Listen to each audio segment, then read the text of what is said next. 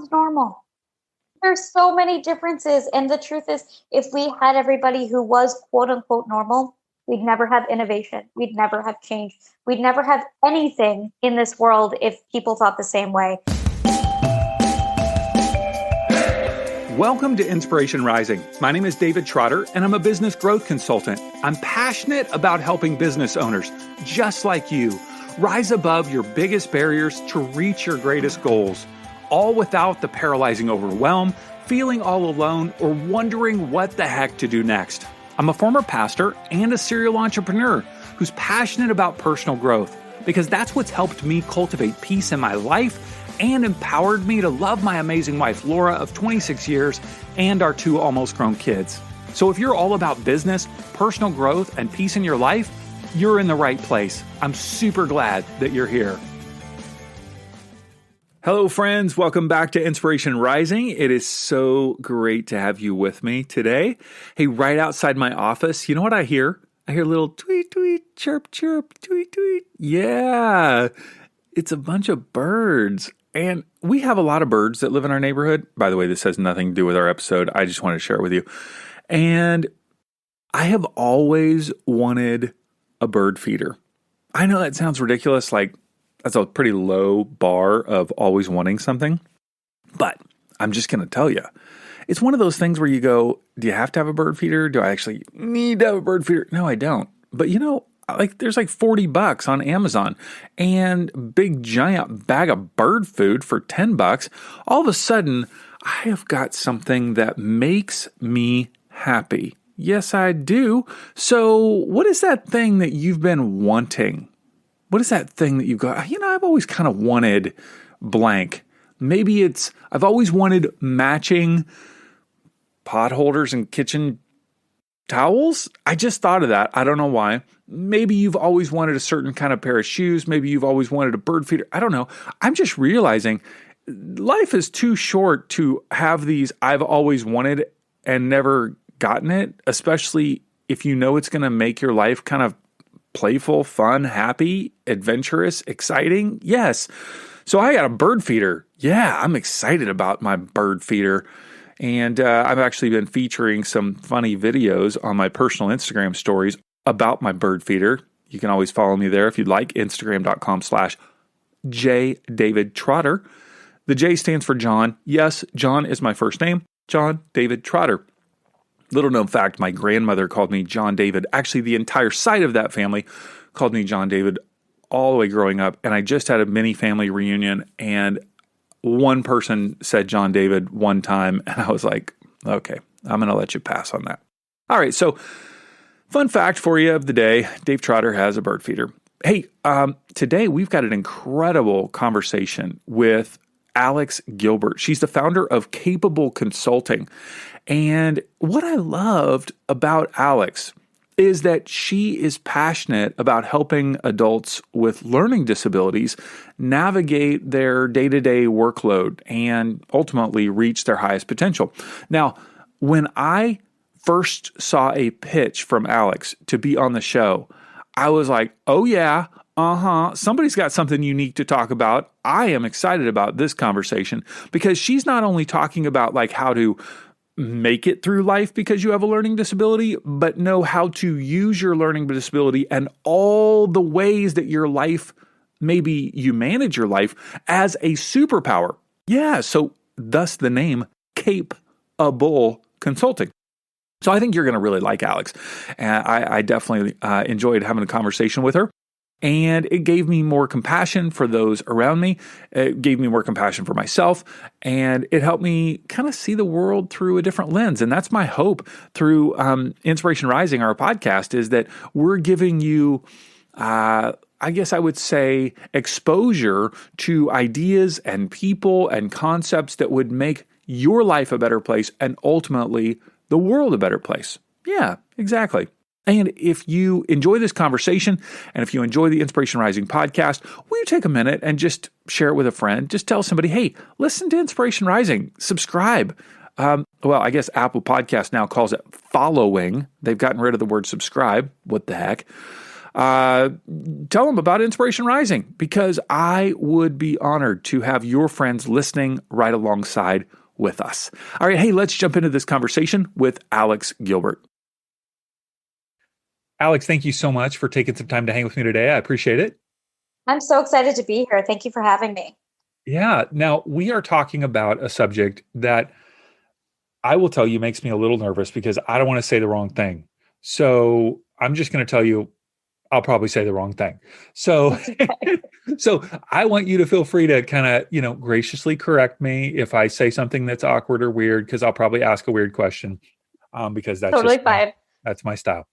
So you have to learn some way. So asking questions is exactly the way to go. Yeah. And for me, it's all rooted in seeking to understand or building relationships, exactly. or, that kind of deal. So, when did you realize that you were perhaps experiencing the world in a bit different way than other people around you? I would say I was probably about 6 or 7 when everyone really loves to read books as a kid and they want to read the same book over and over and over again. But for me, I was memorizing full books cover to cover. I mean, you could probably not even have the book anywhere near me, and I could tell you exactly what was on every page. And I thought that was reading until I realized we started doing chapter books, and I had absolutely no idea what was going on. I would say my parents on the other end said they would pick up on different pieces of me as a toddler because of my emotional intelligence that was far and beyond that of other toddlers. My mom dropped me off at preschool and said everyone was crying except for me. And I was walking around the classroom, giving everyone hugs, asking them if they wanted to play. And my mom was on the other side of the door crying. And they sent me out to comfort her. And I said, "Don't worry, mommy, I'll be back soon. Like, it's going to be okay." So all of those things are actually wrapped up in a lot of learning disabilities and ADHD and dyslexia, with having a higher emotional intelligence and having a very strong long-term memory. So it kind of was bits and pieces, but nothing really came together officially until I was about 8. Okay, so when you say officially at 8, was it something that either your parents started to recognize, or was it a teacher that kind of did my wife's a kindergarten teacher. Mm-hmm. So at kindergarten, she's constantly doing assessments because she's able to recognize kids that, are having a bit of a challenge of some sort. And so it really begins with her. A lot of the parents, frankly, are oblivious to their kid because maybe it's especially if it's their first kid or their only kid. And sometimes they don't want to admit that there might be a little bit of a challenge because that could mean, all sorts of weird feelings and thoughts as a parent. Of course. So 8 years old, was it your parent or a teacher, or how did that kind of shake down? I wish it was my teacher, to be honest.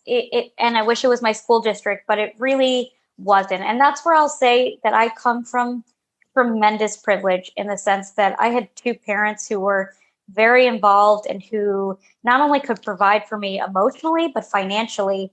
And I had straight up said to my mom, she was packing me for camp, and said, "Do you want to bring any books?" And I said, "Why? I can't read." And so she had reached out to the school district, and they kind of said, "There's nothing wrong with you." In fact, they actually said, "There's nothing wrong with your daughter. You're just a pushy Jewish mother."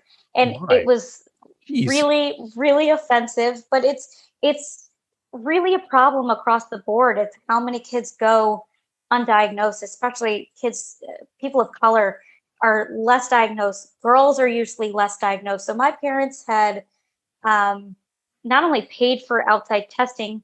Once I had it, we had to move to a completely different school district that could actually provide any kind of services.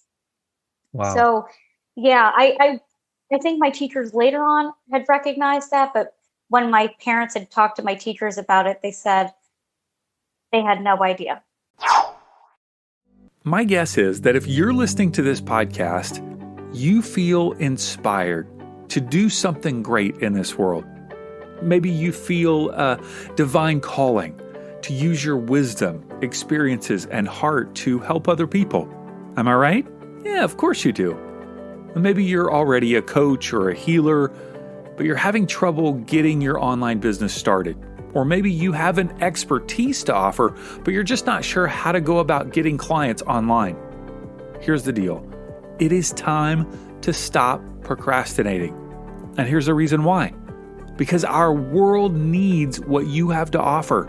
You have something inside of you that people desperately need, and the only way they're going to experience it is if you're willing to step out from the crowd and rise up to be seen. We need to see you and hear you and experience you. So I want to invite you to join me for Soul Arise, a free 3-day online experience to help you start and grow a soul-inspired online business.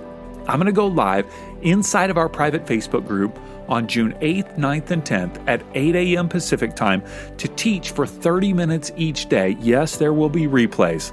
Day 1 is all about discovering the secret to standing out online so that people can see you. Day 2, learn how to find your unique voice so that people can hear you. And then day 3, craft your one-of-a-kind product or service so that people can experience you. You can sign up for free right now at soularise.me.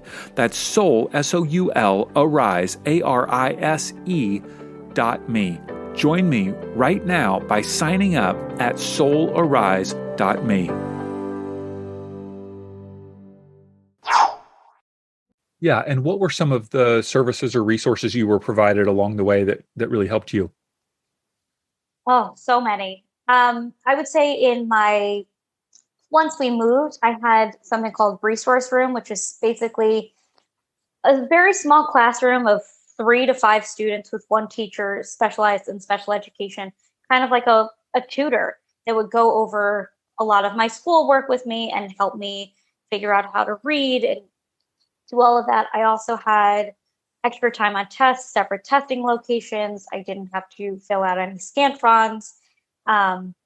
It was really exceptional. But the first resource room teacher I had in 4th grade when we moved was unbelievable. And still, I think about this teacher all of the time. I had actually called her when I started my business to let her know how much she influenced my life, because she was really advocating for me to learn about myself and to really learn in a way that made sense to me.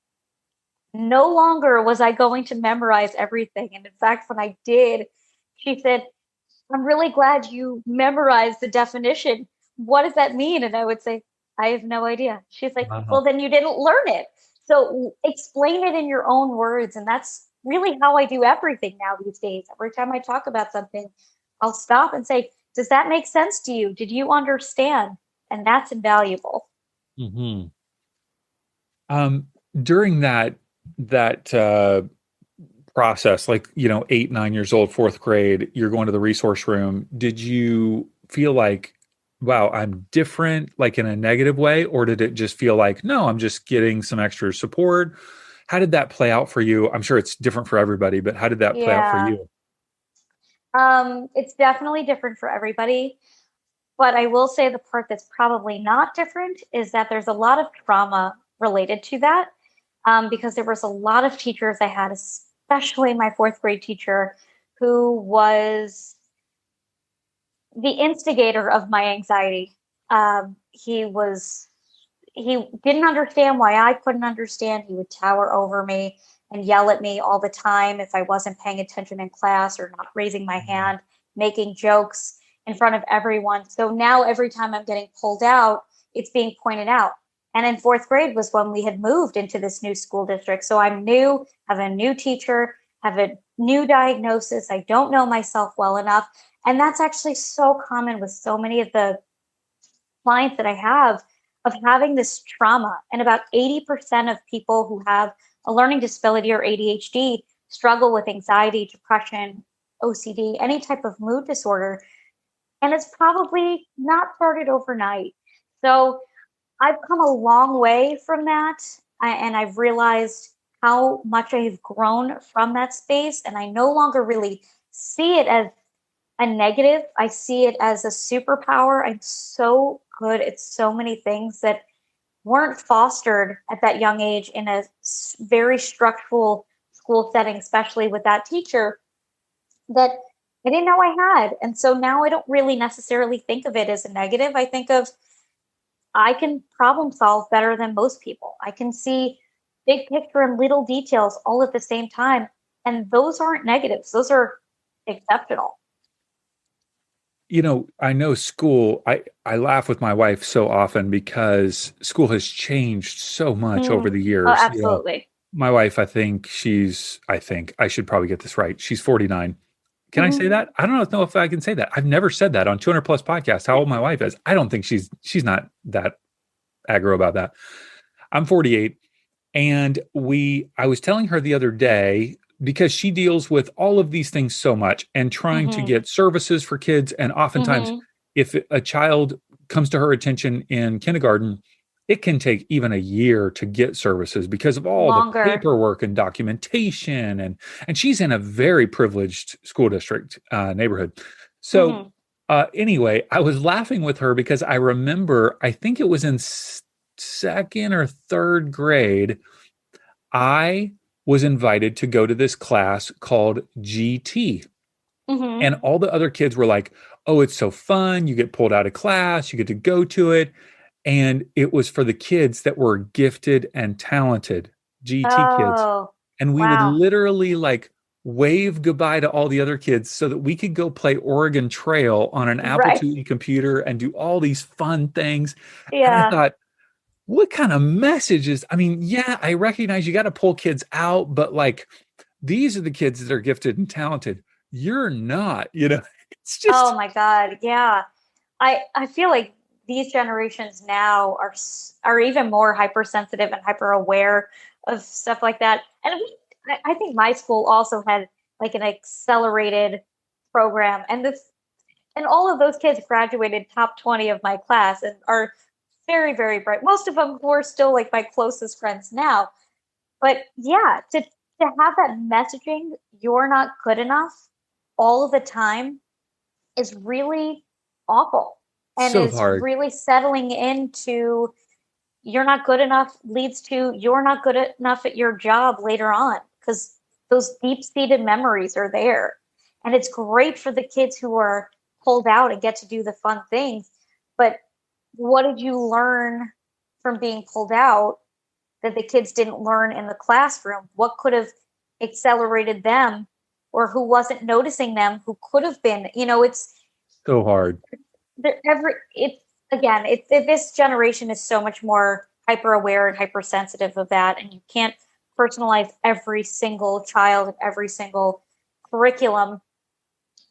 There is varying degrees, but it's also what the expectations are that are set up that have this fear of failure. That's something that a lot of people with learning disabilities and ADHD have, is that constant fear of failure. Hmm. And it's because someone has set these expectations that are not their own.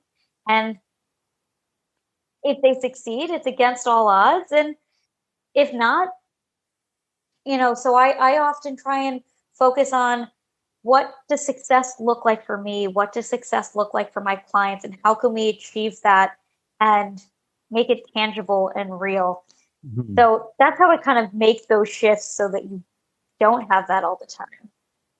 Tell me about, at what point did you start to become passionate about this and are helping, I guess, passionate about helping other people who quote unquote have disabilities or ADHD or whatever, as an adult? Like did you come out of high school or college having a passion for that, or did it kind of morph over time? I've pretty much always had a passion for helping people, but I would say more specifically, I've been thinking about this exact business to some degree since I was 16 and thinking about college and preparing for the PSATs. I had a tutor who was working with me for about a year, and she had said to me, Alex, I'm looking at your scores, and I really think that you should start to think about community college or a small liberal arts college. And I'm sitting there thinking, you've been working with me for a year. You don't know me at all. I have big dreams and big expectations for myself. And I know that so many people that I have worked with that I know who have learning disabilities or ADHD have excelled in small liberal arts colleges or starting out in a community college and transferring. But that wasn't me. And I was really upset with the fact that I was seen as a statistic rather than a person who had goals and could achieve them. And so I had always wanted to figure out a way to help people really look at someone who had a learning disability or ADHD and see them as someone exceptional, see them as someone who has something to add.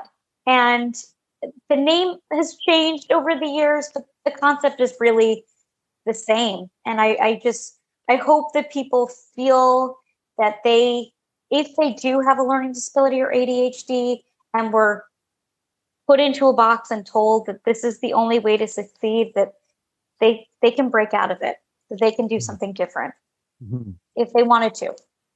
So you, on your website and through just our conversation, you use this term disability very frequently.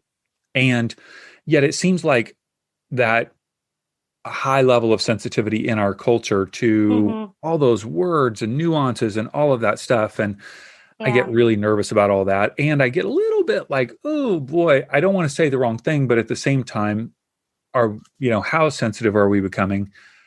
I don't know. Like, talk to me about this term disability and how it's used in our culture or isn't used. Like, help me understand your perspective on this. Yeah, I mean, I understand you're hyper aware to feel uncomfortable with maybe using the term or using it in the wrong way. I think I feel that way sometimes too, because I have one point of view on the word disability. Some people prefer to use differently abled. For me, I think of it as dis and ability. Yes, if you put it together, disability, you're seeing it as one thing, but I focus on the ability and what can we bring to the table that's different instead of thinking of as the negative connotation of dis. It's also really why I came up with the name of my company, Cape-Able Consulting, was because so many people who have a learning disability or ADHD are often told they're incapable of something. And I think it's the opposite. I think there's so much that they're capable of. So it's so personal. And I think every person might actually have a very different view. But for me, it even really goes back to when I was 8 and thinking of that negative connotation of being pulled out of school. But now I'm thinking it's a superpower. And I have no shame in sharing that gift with other people. So that's my personal view. I know others feel differently, and that's okay too. Sure. It's really just being aware that other people can have different opinions, and even having these conversations and asking those kinds of questions of, is it okay to use those words? In my opinion, it is. Yeah. And so even I think about the term, I guess, neurotypical. And I guess it's not really used neuroatypical. It's just neurotypical and then not neurotypical, I guess is what you would call it. But in some ways you're going neurotypical. That's like, you're basically saying, well, this is the typical or what's most prominent, what's most normal, and then something that's not normal. In some way, you're communicating that something's different. Something's different no matter what you say. No one's normal. No one's normal. There's so many differences. There's so many differences. And the truth is, if we had everybody who was quote unquote normal, we'd never have innovation. We'd never have change. We'd never have anything in this world if people thought the same way. So again, I really feel like it's very personal about how people like to describe themselves, describe the community, and where they see fit. And I personally don't feel either is wrong. So I have had some friends that have had, I guess you would call it an adult diagnosis of a learning disability or ADHD or ADD. Yeah, very, very, very common. Actually, more common for adults to be diagnosed with ADHD than it is for kids. Okay, really? Break that down for me. Tell me how that impacts somebody, because I mean, the friends that I saw they were deeply impacted by this diagnosis. Like, Yeah. yeah, There's so many ranges of that because you can have someone who's like myself who was diagnosed at a young age and had all of those support, but you also have the people who have grown up this whole time, gone to work and thought, I'm thinking differently, right? Am I different? Does everyone else notice? So yeah, the reason that people are actually not diagnosed at a younger age, I'll say for women especially, it presents differently in boys and in girls. So most boys are hyperactive. They're the ones who are disrupting in class, whereas most girls who have ADHD are inattentive, talkative, and not seen as troublemakers. It's also not a sign of intelligence. You can be very smart and still have a diagnosis of ADHD. So a lot of people, again, go through life and say, oh, I didn't realize that this was something that was ADHD, or maybe their child was being diagnosed with it and saying, it's genetic. Does that mean all this time I've been thinking about it? And again, I go back to that trauma piece because there is trauma because they might have been yelled at in school for not paying attention or not doing something. And a lot of the people that actually come to me are people who are just diagnosed or not sure if they should be diagnosed. It's all really hard, and everybody has a different story. um, so as you're finding some adults that are coming to you that have just been diagnosed, Mhm. once again, there's a spectrum of how people Absolutely. respond. But I know the couple people that I have had in my own life, they had the feeling of, oh, wow, that's why I feel this way. But Yeah. also a bit of like, almost they were coming out with it, almost like a coming out moment where they felt like, Uh, I kind of need to tell people. And it felt very vulnerable for them to tell people, but it also felt very liberating. mhm. Is that, is that neuro, is that atypical or is that typical? Honestly, it's again, it's there's such a variation of that. There are some people who are like, yes, I finally like have all of the answers, and then there's Yeah. some. It's like the different stages of grieving. You Uh-huh. know, you have some people who are like, I'm so glad. Now what do I do? And then there's some people who are like so angry. How do they not know? Um, but there's a lot of people going back to even using the word of a disability feel immense shame to now say to Right. their boss or to anybody else that they have it. So yes, I do have a lot of people who are like, oh my God, this is so much clarity.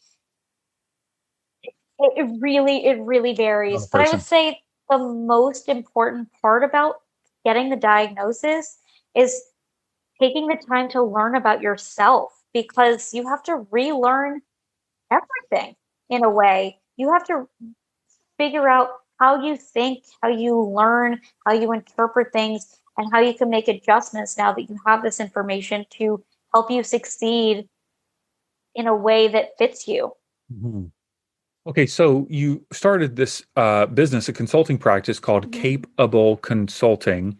Mhm. What do you do and how do you help individuals and organizations? Yeah, so my business really is kind of in two parts. One is the one on one coaching that I do with adults with learning disabilities or ADHD. And that kind of came out of the fact that having resources all the way through college, nothing existed in the workspace. I was really struggling in my own personal journey when I graduated college and started working, would put on headphones and my boss would yell at me and say, "You're listening to music? Like this isn't okay. People are trying to talk to you." I'm like, "Do you want me to do my work?" I mean, it kind of came out of that. It was I always spoke openly about my learning disabilities and ADHD, and I don't recommend that for someone who doesn't feel comfortable doing that. But my one on one coaching is really helping people get to know themselves. And my philosophy is something I call best principles versus best practices, because best practices sets you up that everyone can do something the exact same way, do the exact same thing, and end up with the same results, which pretty much worked for no one who has a learning disability or ADHD. Because I could tell you how many times I studied for tests and it didn't matter. Mm. Um, and then best principles is really about having the goal that we're setting together and figuring out what works for you and getting to the same result. And that's really what my coaching is about, is getting to know you and building through that, the best principles versus best practices. For my corporate clients and my nonprofit clients that I work with, it's really about starting where they are and how we can make a environment much more friendly, safe environment for those who have learning disabilities or ADHD, but also making it a better space for everyone. I often talk about how having a ramp to your front door is not just accessible for people bound to a chair or using a walker, not just for parents with a stroller, but now everyone could walk through the door. And if you've set up your office setting, obviously pre, post COVID, who knows what offices will look like, but the idea is if you've set this up that we're going to give everyone noise canceling headphones if you're in an open office space, or maybe making a quiet space if there's a lot of meetings that maybe has dimmer, less harsh lighting. It's something so simple that you can do, but everyone benefits. Have you heard about the new Clubhouse social media app? I know, one more app to deal with, but this one is very different. I think it could really help you grow your business. Now, to help you understand the basics of the app and how to leverage it for your business, I've created a free video called Clubhouse 101, and you can watch it at insporising.com/Clubhouse 101. I'll show you all the screenshots from the app, how to use it, and the 5 ways that I believe are the secret to growing your business in 2021. Check it out. It's absolutely free at insporising.com/Clubhouse 101.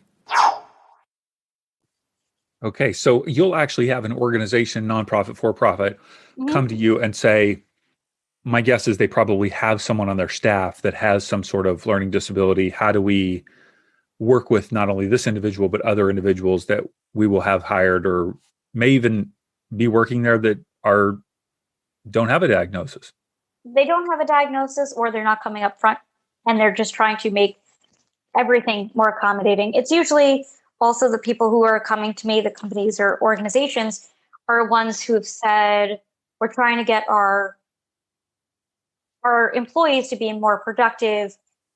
How can we speed up productivity? And that's usually where that door opens of, okay, this isn't just an issue for someone with learning disabilities. This is everyone who can struggle, and how can they benefit? So it helps the people who don't feel comfortable sharing that they have it to now be in an office environment that doesn't ask, but also doesn't put pressure on you to expose it, and everyone's using headphones. Mm-hmm. Yeah. Fascinating. So you talk about Superpower, and the way that you spell your consulting business is Cape-Able. Like, is that on purpose? Like somebody's wearing a cape, or is this just me reading into the name? No, you are 100% reading into it perfectly. One, the name came from the fact that I spell everything wrong because I'm dyslexic, and it's how I phonetically see the word. 2, I really like to, again, talk about people who feel incapable and show them that they are capable. And 3, it is the superpower of wearing your cape and wearing your status proudly and say, I can do this. I can do a lot of things. So yes, I'm so glad you picked up on the name so perfectly. There's so much thought into that. The more we talk about this, I do really like, I would say before we talked about this, I'm not sure I was a fan of the term differently abled. I was kind of like, okay, are we just trying to be super hypersensitive here? But when you talk about how that you have superpowers because it's almost like, well, this could be where I go off and say something wrong here, but it's almost like, let's just say someone who is blind, they become much more sensitive to touch or smell or sounds. Like just everything becomes heightened. And I'm picking up on, you're going, yeah, I actually have a very much more heightened emotional intelligence. I have a heightened ability to memorize things. And that's what I'm picking on. So when I hear differently abled, I'm like, man, you've got superpowers I don't have, because you had to rely on or build those superpowers in order to kind of work your way around the system. Am I off there? Totally. I mean, the thing is, I don't work specifically with people with physical disabilities, so I can't necessarily touch on someone who's blind and heightened to touch or smell. But what I can say is, yes, there's different skills that you have to build.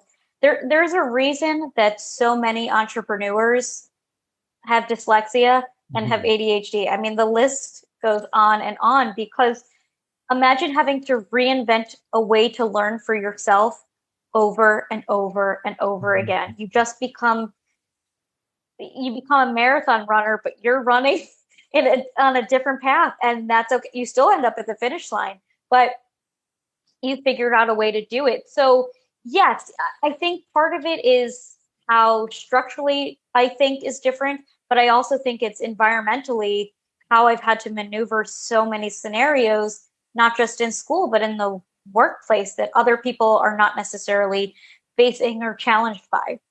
Mm-hmm. How does this impact your day-to-day life now? Obviously, you've been working on all sorts of different skills and resources and everything.